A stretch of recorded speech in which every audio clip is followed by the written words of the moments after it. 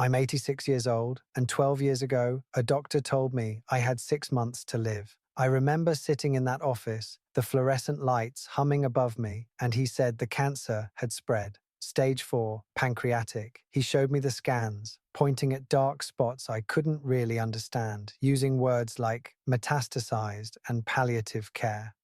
He didn't say much after that. He didn't need to. I remember the walk to the car.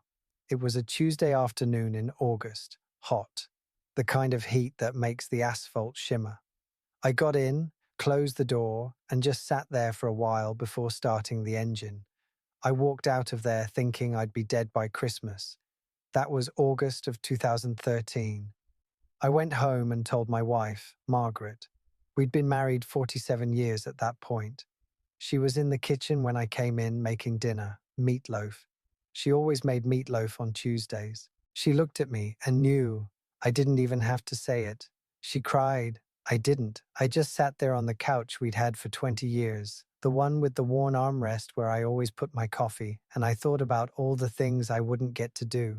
Except I'm still here, 12 years later, and that should feel like a miracle, like I beat something, like I got the rarest gift a person can get. But it doesn't feel that way because I didn't live those 12 years. I survived them. There's a difference. When the doctor gave me that diagnosis, something inside me shut down. Not my body, even though that's what we were all worried about. Something else, something harder to name. I stopped making plans. I stopped saying yes to things. I told myself I was being realistic, preparing, not getting my hopes up. When you're 74 and a doctor tells you you've got 6 months, planning a year ahead seems foolish, seems like tempting fate, so I didn't. Margaret wanted to take a trip to Ireland. We'd talked about it for 30 years, always saying we'd go when we had time, when we had money, when things settled down. When I retired, when the house was paid off, when the kids were older, we'd been saving for it, had about $8,000 in an envelope in the bedroom drawer labeled Ireland. She brought it up 2 weeks after the diagnosis. We were watching television, some show I don't even remember, and during a commercial, she turned to me and said, "What if we just went? What if we just booked it?"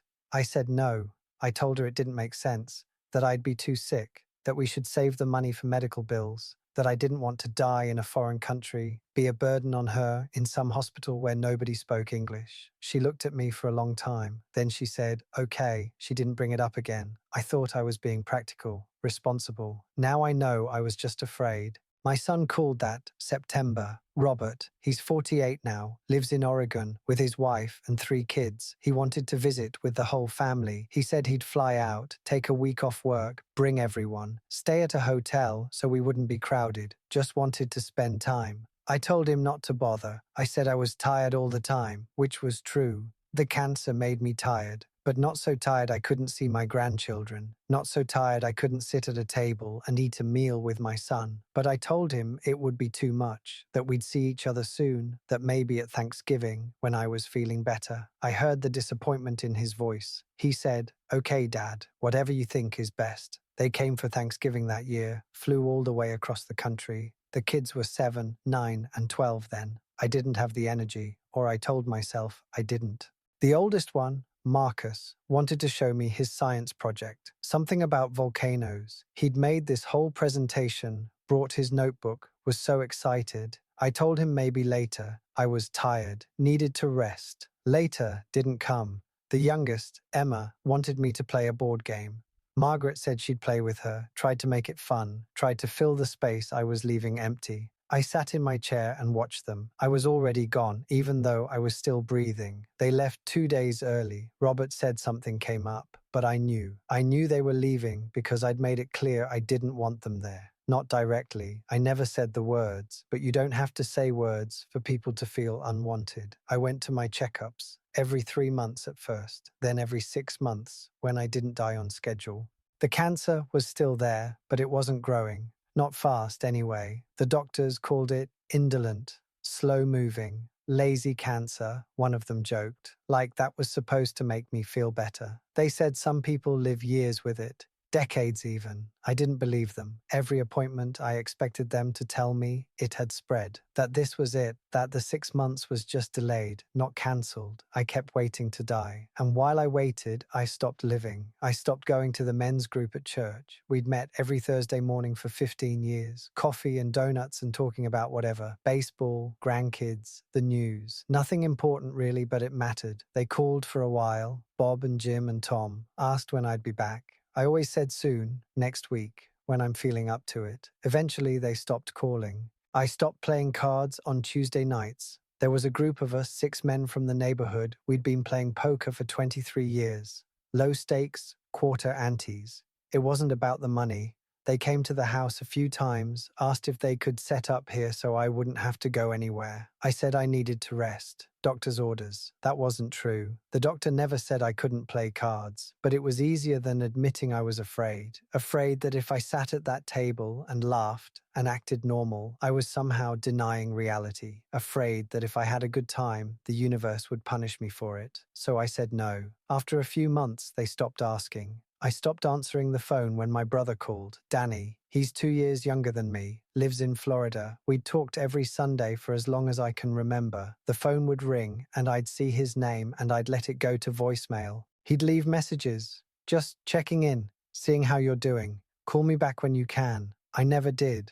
I told myself I didn't want to burden him, didn't want to spend our conversations talking about cancer and death, didn't want to be that person. But really, I just couldn't stand the sound of life going on. Because his life was going on. He was taking cruises with his wife, playing golf, visiting his daughter in Atlanta, and I was sitting in my house, waiting to die. It felt wrong to participate, like I didn't have the right anymore. Margaret tried. For the first couple years, she really tried. She'd suggest we go out to eat. Our favorite Italian place, the one we'd been going to since 1982.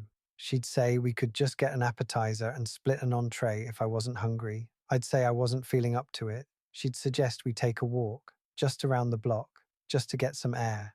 I'd say it was too hot, too cold, too windy. She'd suggest we visit the Mitchells, our friends from 3 streets over. We'd known them for 30 years. They'd invited us over for dinner. I'd say I was too tired. Eventually, she stopped suggesting things. She started going places alone, out to lunch with her sister, to church by herself, to the store, to the library, to the park. She'd ask if I wanted to come, but it was just a formality by then. We both knew I'd say no. We lived in the same house, ate dinner at the same table, slept in the same bed. But somewhere along the way, we stopped being companions. We became 2 people waiting for the same ending. I can see it now, looking back. I can see the way she changed. Not all at once. Gradually. Her smile got smaller. Her voice got quieter. She started reading more, watching more television, finding ways to fill the silence I was creating. She stopped telling me about her day, stopped asking about mine, because we both knew the answer. I sat, I rested, I waited. She stopped reaching for my hand when we watched TV. She stopped kissing me goodnight the way she used to. That quick, soft kiss that meant, I love you, sleep well, I'm glad you're here. She just said goodnight and turned over. And I let it happen, because I thought I was dying, and I thought I was protecting her, and I thought that if I pulled away first, it would hurt less when I was gone. But I was wrong. I wasn't protecting her from anything. I was just making her live with a ghost. She died 4 years ago. Heart attack. Sudden. No warning. She was 79 years old. I found her in the garden. She'd been planting tomatoes. It was a Saturday morning in May. Beautiful day. Sunny. Warm. I'd been inside watching the news.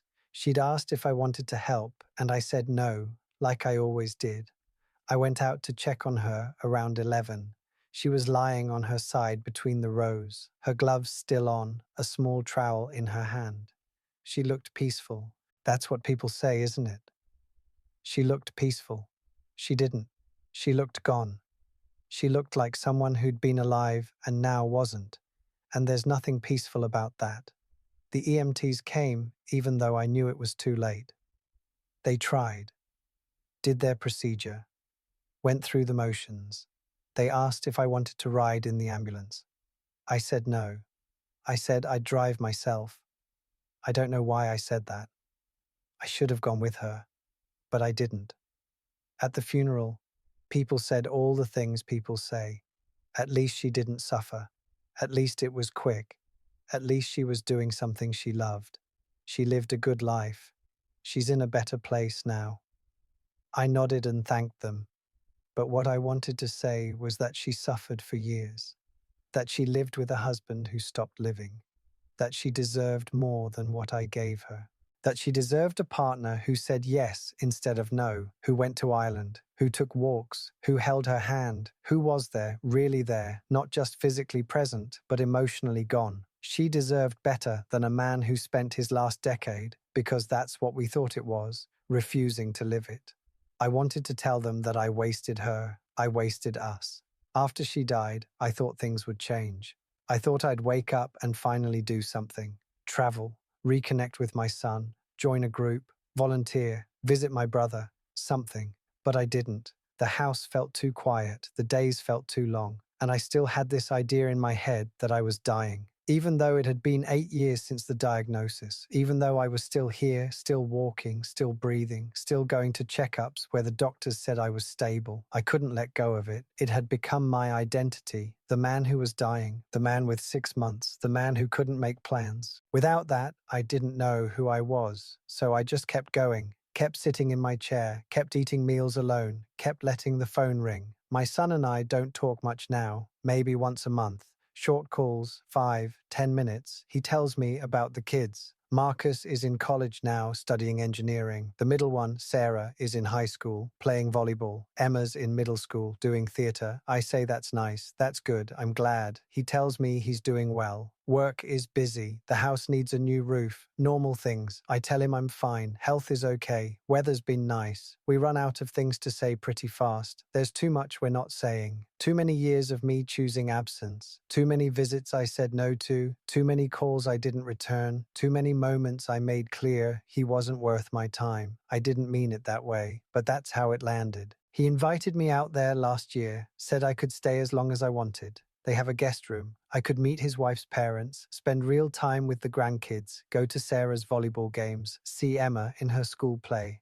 I said I'd think about it. I never booked the flight. I told myself it was too far, too expensive, too complicated at my age. But really, I was just still afraid. Afraid it would be awkward. Afraid they wouldn't really want me there. Afraid I wouldn't know what to say or how to be a grandfather after all this time. Afraid I'd finally have to face what I'd lost. Emma is 11 now, Sarah is 16, Marcus is 19. I've seen Emma maybe 5 times in her life, same with Sarah. Marcus a few more, but not many. They don't really know me, not the way grandchildren should know a grandfather. They know my name, they know I exist. They've seen pictures, but they don't know me, and that's on me. I still go to the doctor every year, sometimes twice a year. The cancer's still there, still slow. They don't even treat it anymore. They just watch it, monitor it, they say. Last month, I had my annual physical. The doctor, young guy, maybe 40, looked at my chart and said I was in remarkable shape for my age. Blood pressure's good, heart's strong, cholesterol's fine. He said if the cancer doesn't get me, something else will eventually, but that could be years away. He said I could easily make it to 90, maybe 95. He said it like it was good news. I just sat there, because here's what I've learned, and it took me 86 years and 12 borrowed ones to figure it out. Time doesn't care if you're ready for it. It doesn't wait for you to be brave or healthy or sure. It doesn't wait for you to feel deserving or prepared or safe. It just moves. And if you spend it waiting for permission to live, you wake up one day and realize it's gone.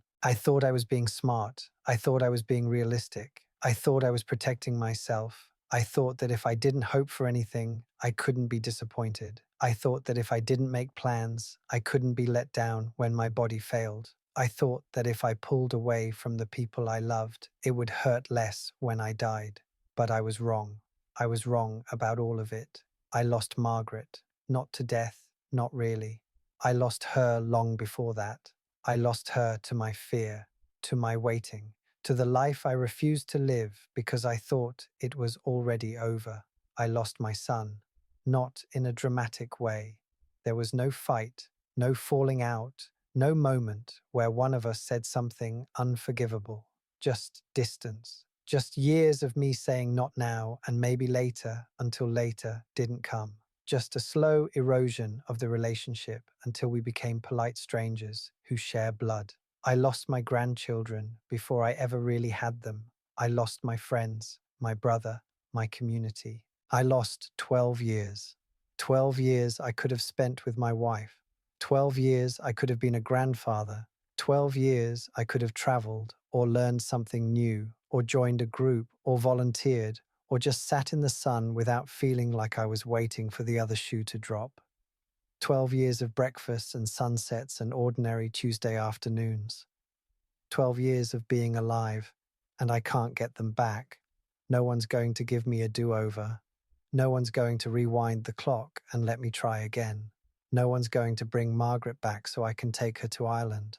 No one's going to make my grandchildren small again so I can read them bedtime stories and play board games and be the grandfather I should have been. I'm 86 now. The cancer's still here. Maybe it'll take me next year, maybe in 5 years. Maybe something else will get me first. It doesn't matter anymore. What matters is that I spent 12 years dying when I could have been living. And that's the part that hurts. Not the diagnosis, not the cancer, not the fear of death. Not even Margaret being gone, though that hurts more than I can say. It's knowing I had the gift of time and I buried it.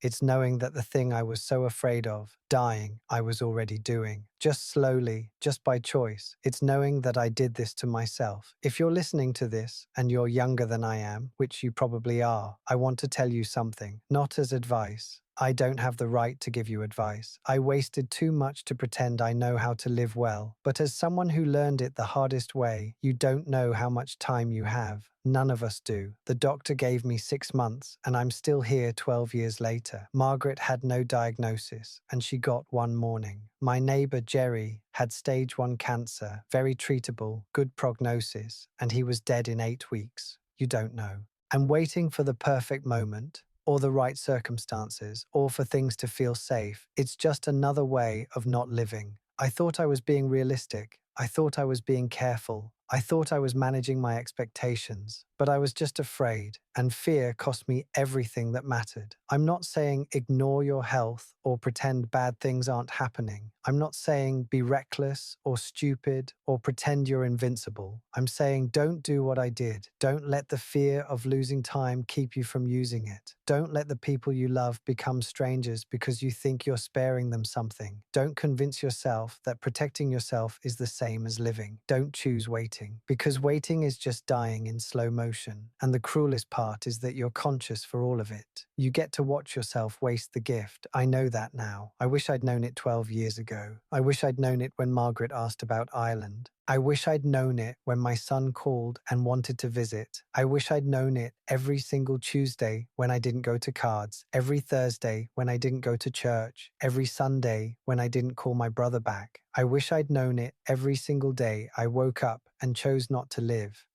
But I didn't. And now I'm here, in a house that's too quiet, with a phone that doesn't ring much, and a body that somehow kept going even when I'd given up. I'm still here, but I'm alone. And that's the truth of it. The house feels bigger than it used to, emptier. Margaret's things are still here, her books, her gardening gloves by the back door, her coffee mug in the cabinet. I haven't moved them. Sometimes I think about boxing them up, giving them away, making this place feel less like a museum. But I don't. I guess even now, I'm still waiting. I don't know how much longer I have. Could be 6 months this time, could be 6 years. The cancer could wake up tomorrow. My heart could stop. I could fall down the stairs. But I know this. I'm not going to waste it. Not anymore. Even if it's just me and this house and these quiet days, I'm going to live them. I called my brother last week, first time in years. We talked for an hour. It was good. I'm going to visit my son next month. Already booked the flight. I don't know if it'll be awkward. Probably will be. But I'm going, because that's all any of us can do. Live the time we have, not the time we think we deserve, or the time we're sure of, or the time that feels safe. Just the time we have, right now, today. And it's what I should have done 12 years ago.